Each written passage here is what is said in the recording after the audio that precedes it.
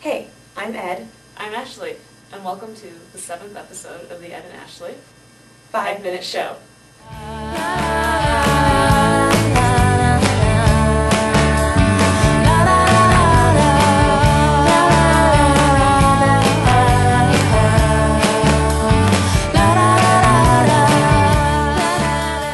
I am here right now with Jo Miller, who did a fabulous session on recession-proofing your career.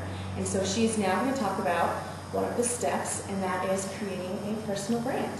Thanks, Ed. So I mentioned in the session yesterday that this is really one of my favorite principles or topics, and it's actually a really integral part of why I'm so happy and passionate in the career that I'm in right now. So it's one of the favorite things that I really love to share with other women. And so it's all about creating your personal brand, which means figuring out what it is that you want your name to be synonymous with and what you want to be known for in your career, and finding that right best fit for you, that perfect niche, and then going ahead and making a name for yourself. And so the best personal brands really come about as the combination of three essential elements. I call it the three essential elements of a personal brand.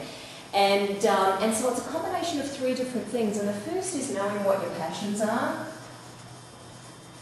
So of course, just identifying what are the things that you're so passionate about that when you're doing those things, time just flies by and you lose track of time and you get just so immersed in what you're doing that you're totally in the zone because you just love what you're up to. So that's the first key piece to take a look at. So what are your passions? The second thing to notice is what are your top skills or talents? Meaning what are the things that you're really great at right now or could potentially become great at that are going to give you a unique competitive advantage in the marketplace in your career.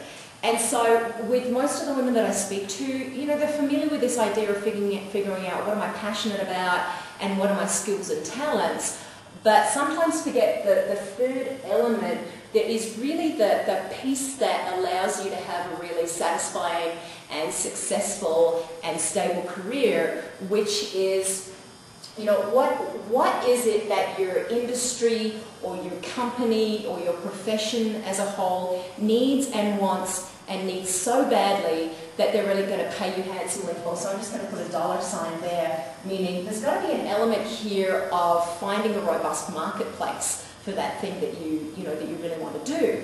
And so finding the best fit niche for yourself in your career and creating your personal brand is this place in the middle where all three conditions overlap, something that you're passionate about, that you're skilled and have a real unique competitive advantage in terms of your talents, but also making sure that there's a really robust marketplace that's going to ensure you that really successful and thriving and satisfying career.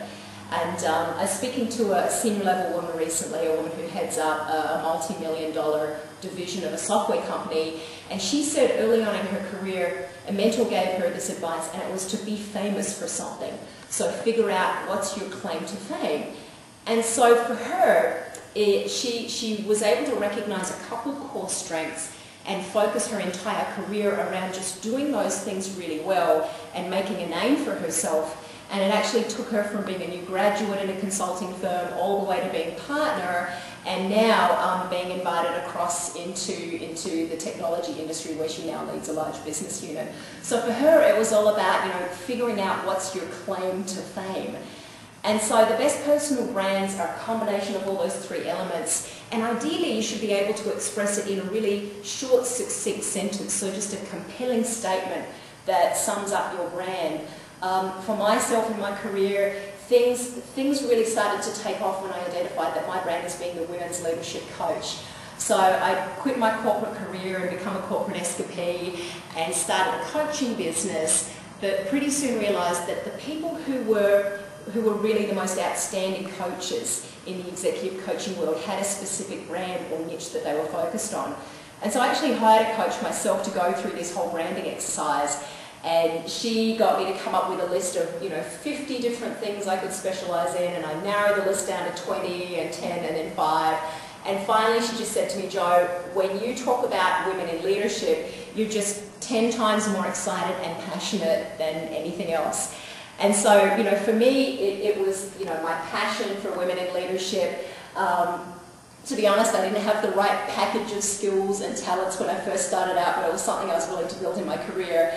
And then finally, just because of my prior corporate experience as a woman in the corporate workplace, I knew that there had to be a market and a need for those services out there. So that's how I came about to find my brand in my career. And the great thing about really knowing your brand and figuring this out is once you know what it is, it becomes incredibly easy to know what to do next. So decision making becomes easy. You know what opportunities to say yes to, and then which opportunities to diplomatically decline or say no to because they don't align perfectly with that brand that you've created for yourself.